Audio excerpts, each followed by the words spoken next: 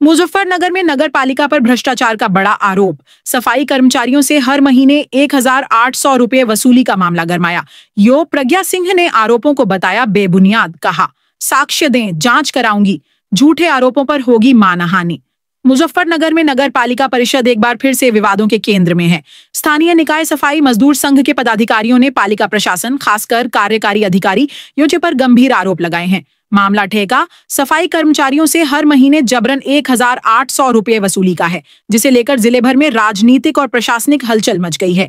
Media centre में आयोजित press वार्ता के दौरान जिला अध्यक्ष पराग वाल्मीकि ने दावा किया कि नगर पालिका के ईओ के निर्देश पर कुछ दबंग किस्म के युवक ठेका सफाई कर्मचारियों से जबरन पैसे उगाही कर रहे हैं। पराग ने 2 नामों अंकित वाल्मीकि और सागर का खुला आरोप के साथ उल्लेख किया और कहा कि ये दोनों युवक प्रत्येक कर्मचारी से 1,800 रुपए अतिरिक्त लेकर मंथली वसूली का नेटवर्क चला रहे हैं। पराग का आरोप है कि यह खेल पिछले 4-5 साल से लगातार चल रहा है।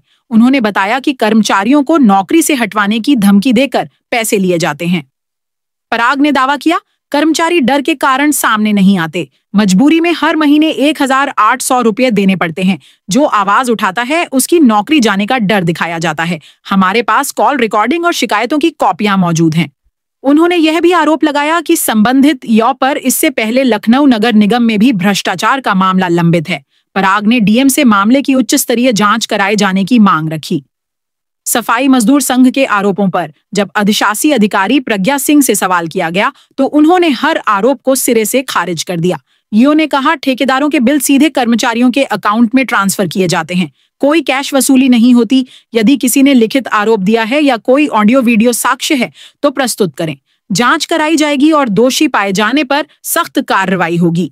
प्रज्ञा सिंह ने पराग वाल्मीकि के मकसद पर भी सवाल उठाए। उन्होंने कहा कि यह लोग चाहते हैं कि पालिका में इन्हें स्थायी तौर पर बैठने के लिए अलग कमरा दिया जाए। भर्ती और पद पाने के लिए दबाव बनाया गया। कई मांगे न माने जाने के बाद ये झूठे आरोप फैला रहे हैं। उन्होंने यह भी कहा कि यदि ऑडियो वास्तव में मौजूद है तो उसे पहले दिन ही प्रेस कॉन्फ्रेंस में सार्वजनिक किया जाना चाहिए था। प्रज्ञा सिंह का स्पष्ट बयान है, यदि आरोप झूठे पाए गए तो पराग वाल्मीकि के खिलाफ मानहानि का मुकदमा दायर किया जाएगा। डीएम से मामले की जांच की मांग हो चुकी है और माना जा रहा है कि आने वाले दिनों में यह मुद्दा और गरमाएगा। यह मामला साफ तौर पर नगर पालिका और सफाई यूनियन के बीच टकराव का बड़ा मामला बन चुकी है। अब सबकी निगाहें प्रशासनिक जांच और सामने आने वाले साक्ष्यों पर टिक गई हैं। जनपद मुजफ्फरनगर से जनशासन बुलेटिन के लिए नौशाद खान की रिपोर्ट। पूरा मामला जो है ये ठेका सफाई कर्मचारियों से 1,800 रुपए उगाही का और धमकी देकर 1,800 रुपए उगाही करने का मामला है सर। मंथली ये ईओ नगर पालिका, अधिशासी नगर पालिका के माध्यम से हो रहा है। और क्या है, कॉल रिकॉर्डिंग भी, जिसमें कॉल रिकॉर्डिंग है उनकी धमकी देकर के, अगर आप मतलब धमकी देकर बुलवाना, पैसे अगर नहीं दिए तो हम आपको हटवा देंगे। कर्मचारियों को हटवाने का काम करने का। कौन लोग हैं जो धमकी दे रहे, फोन कर रहे हैं? जिनकी मैंने अभी फोटो वगैरह भी खिंचवा दी। अच्छे का तो मामला आपके सामने ही है। सभी को पता है कि जैसे ही 50 नौकरी खुलती है, पता नहीं कहाँ के कुछ लोग ऐसे हैं जो पहुंच जाते हैं तरीके से, अपने दबंगता तरीके से आदमी लेना, काम पर रखवाना, पैसे लेना, उनका मामला स्टार्ट हो जाता है। ये मामला कम से कम 4-5 साल से चल रहा है। शिकायत कहाँ की है? शिकायत लगभग 2024 से तो मैं जिलाधिकारी से करता हूँ, वो मेरे पास है सब। आप चाहेंगे तो सबकी छाया मैं आपको दे दूंगा। क्या चाहते हैं? हम चाहते हैं कि एक तो जो 1,800 रुपये लिए जा रहे हैं, ये किस लिए लिए जा रहे हैं और इनका अधिकार क्या है लेने का?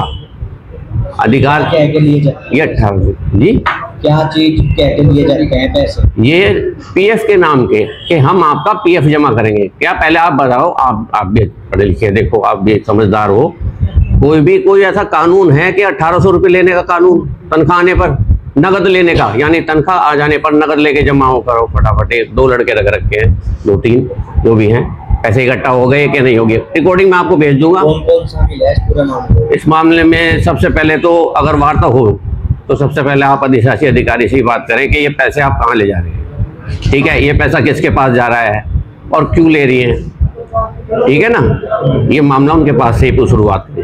लगा है कि आप 1,800 रुपये पर हेड सफाई कर्मचारियों से वसूल रहे हैं। आपने 3-4 दबंग छोड़ रखे इस काम के लिए, क्या कहना है? ये किसके द्वारा आरोप लगाया गया है ये मुझे भी जानकारी, फोन पे लोग बोल रहे हैं कि किसी पराग बावरा ने ऐसा आरोप लगाया है। तो वो तो हमारे यहाँ के संविदा सफाई कर्मी हैं, वो स्वतः जो काम पे नहीं जाते हैं। और इस तरह का आरोप लगाना, तो अगर कहीं से मुझे अगर कोई ऐसा कर रहा है तो उसके विरुद्ध जांच करा के कार्रवाई होगी। और अभी तो ये ऐसा कुछ भी जानकारी में नहीं है कि कोई भी ऐसा कर रहा है कि 1800 रुपए लिया जा रहा है। मैडम, इनकी भी एक मांग है जो बताइए, तो ये आपके असल में ये पराग बावरा अपने आप को कहीं किसी संघ का अध्यक्ष बताते हैं और कई बार मेरे ऊपर बहुत से दबाव डलवा चुके हैं कुछ कर्मचारियों को कि इन्हें रखा जाए। वो सूची लेके आते हैं कि जो भर्ती हो रही है उसमें इन्हें रखा जाए। जो हमारे यहाँ सफाई कर्मचारियों के लिए जो नीचे कार्यालय बना है उसके लिए कई बार इन्होंने कई जगह से मुझे फोन करवाया है कि इन्हें बैठाया जाए वहाँ अध्यक्ष के रूप में। तो वो मेरे हाथ में नहीं है, वहाँ पे पूर्व से ही अध्यक्ष और यूनियन के लोग जो बैठे हुए हैं, तो उसमें ये चाहते हैं कि मैं इन्हें बैठाऊं और इनके हिसाब से काम करूं, तो ये तो संभव नहीं हो पा रहा है।